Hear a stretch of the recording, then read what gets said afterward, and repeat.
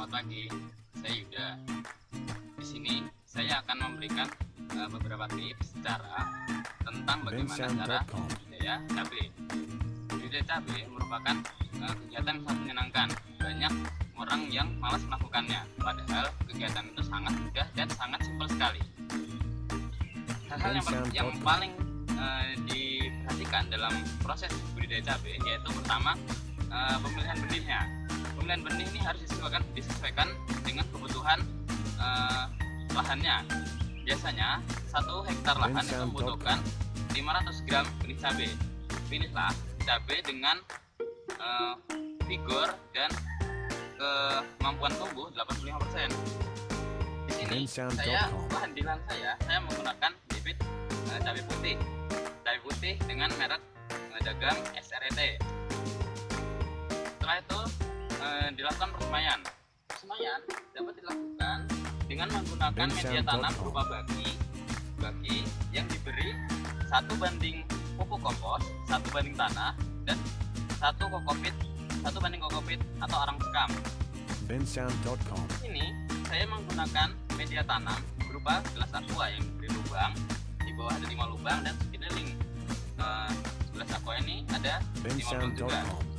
Di tanah ini menggunakan campuran 1 banding kokopit, 1 banding tanah, dan 1 banding pupuk kompos. Di sini setiap gelas aqua, setiap media tanam saya beri 1 sampai 2 benih cabai. Hal ini dilakukan agar benih cabai jika kedua-duanya tumbuh seperti ini, yang satu dapat dicabut untuk menyulam gelas aqua dengan bibit cabai yang tidak tumbuh. Kita tidak melakukan pekerjaan 2 kali untuk melakukan penyulaman di persemaian. Setelah dilakukan persemaian, kita perlu untuk menyiapkan lahan yang akan ditanam jika semaian cabai ini telah mencapai umur masak tanam. Umur masak tanam cabai dapat dilihat dari jumlah daunnya. Tanamlah cabai di lahan atau di polybag jika daun yang ada di semaian ini berjumlah 4 sampai 6 helai atau kira-kira tingginya 5 sampai 10 cm. Hal ini dilakukan agar tanaman cabai lebih tahan terhadap gangguan cuaca seperti angin, lalu biasanya ada ayam dan sebagainya. Jika angin,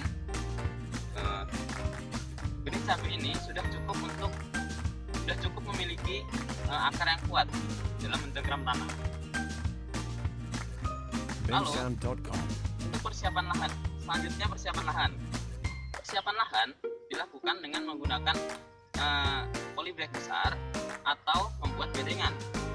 Membuat bedengan itu kira-kira tingginya sekitar 30 cm dengan panjang 1 meter dan lebarnya 20 cm. Itu cukup untuk bedengan standar, tapi bisa disesuaikan dengan panjangnya sesuai dengan ketersediaan lahan yang Anda punyai. Jika menggunakan media tanam polybag, hal yang perlu sangat diperhatikan adalah ketersediaan air dan pupuk. Jika kita menanam di tanah langsung, pupuk atau air itu tidak terlalu dibutuhkan jika tanah tersebut sudah cukup lembab dan cukup mempunyai hara yang tinggi. Karena tanah di lahan itu cenderung lebih kompak dibandingkan dengan tanah polybag yang biasanya orang-orang itu membeli tanah urukan yang itu sangat liat, sangat kurang lah haranya. Tapi ya jangan juga jika menanam di lahan kita kurang dalam memupuknya atau menyiramnya. Satu faktor tanaman perkebunan dan tanaman pertanian adalah harus kuat memupuk dan menyiram, itu saja. Jika itu berhasil dilakukan, maka insya Allah tanaman tersebut akan tumbuh dengan semestinya. Selanjutnya dilakukan penanaman. Jadi jika saya melakukan penanaman, jika cabai ini sudah masa tanam, ini cukup dibalik saja, dan dilepas pelan-pelan tanahnya dari gelas aqua ini, sehingga gelas aqua ini tidak serta-merta langsung disobek, dibuang dan dibiarkan itu saja. Ini bisa digunakan untuk menyemai cabai-cabai yang lain atau tanaman pertanian yang lain. Setelah itu letakkan di tempat yang sesuai dan berilah pagar paranet seperti ini atau jaring agar tidak diganggu oleh ayam atau hewan-hewan seperti kambing gitu misalnya yang memakan pucuk-pucuk tanaman cabai. Selanjutnya dilakukan kegiatan penyulaman. Kegiatan penyulaman dilakukan sekitar seminggu setelah penanaman di lahan atau di polybag besar. Penyulaman dilakukan untuk mengecek apakah ada tanaman yang mati atau tidak kuat terhadap gangguan cuaca itu, atau memang gangguan oleh hewan-hewan lainnya. Dan usahakan tanaman sulaman ini umurnya sama dengan tanaman cabai sekitarnya agar tumbuhnya seragam dan tidak terjadi persaingan perebutan hara. Jika misalnya cabai ditanam di lahan bukan di polybag, maka persaingan perebutan haranya sangat tinggi. Contohnya, ini cabai berumur 3 minggu, yang ini cabai berumur 3 minggu juga. Namun di tengahnya, di antara cabai ini ditanam cabai berumur 1 minggu. Nah, cepat atau lambat, cabai yang ditanam 1 minggu ini pertumbuhannya akan tidak maksimal karena hara dalam tanah itu direbut oleh cabai yang berumur lebih dewasa gitu. Nah, kegiatan selanjutnya adalah kegiatan pemeliharaan.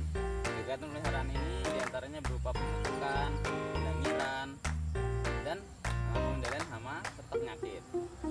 Pemupukan, jika Anda menggunakan pupuk organik, maka intensitas pemupukannya lebih rutin, bisa 10 hari sekali atau 2 minggu sekali. Nah, jika Anda menggunakan pupuk kimia, tentunya proses pemupukannya lebih santai, bisa sebulan sekali atau sekiranya tanaman tertunda telah sangat untuk membutuhkan nutrisi baru. Jika penyiraman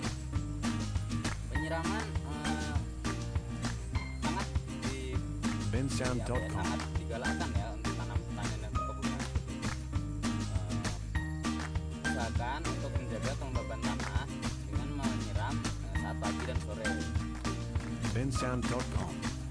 Selanjutnya dilakukan pendangiran. Pendangiran itu adalah menggemburkan lagi tanah di polybag atau di media tanam supaya aerasi atau pertukaran udara di tanah atau di polybag itu sangat maksimal, karena kita ketahui akar juga membutuhkan oksigen dalam proses fotosintesis, namun tidak banyak jika dibandingkan dengan daun.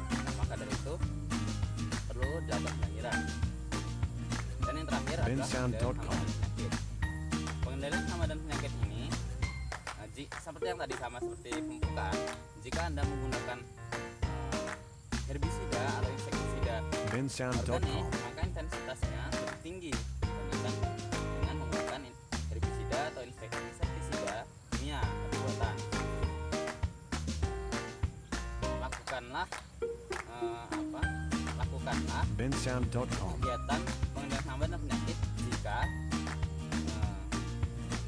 telah nampak tanda-tanda kerusakan. Jika Anda menggunakan herbisida atau insektisida kimia. Kenapa? Jika Anda menggunakan insektisida kimia sedangkan tanaman Anda baik-baik saja, maka bisa jadi itu akan mempengaruhi atau membuat tanaman Anda kemasukan oleh bahan kimia tersebut. Seperti itu. Sedangkan jika menggunakan kedelai sama organik, Anda bisa melakukannya sekitar 10 hari sekali, atau jika saat telah ditemukan. Nah, itu saja yang dapat saya bagikan tips pada pagi hari ini. Mudah-mudahan para pendengar yang menyaksikan video saya ini bisa mengimplementasikan di rumah atau di instansi yang Anda berada di dalamnya. Mohon maaf jika terdapat kesalahan, mohon maaf jika ngomong saya agak terbata-bata, tidak lancar. Yang saya harapkan ya mudah-mudahan budidaya cabai ini dapat dilakukan oleh masyarakat Indonesia pada umumnya. Kenapa? Jika kita main logika, jika satu rumah tangga mempunyai satu tanaman cabai, maka otomatis tidak banyak orang yang membeli cabai di pasar dan harga cabai akan turun sekali. Jika Anda selalu mengeluh harga cabai yang selalu meninggi, berita-berita cabai selalu meninggi, tanamlah cabai di rumah, maka otomatis harga cabai di Indonesia akan turun. Saya Yuda Nugroho, terima kasih.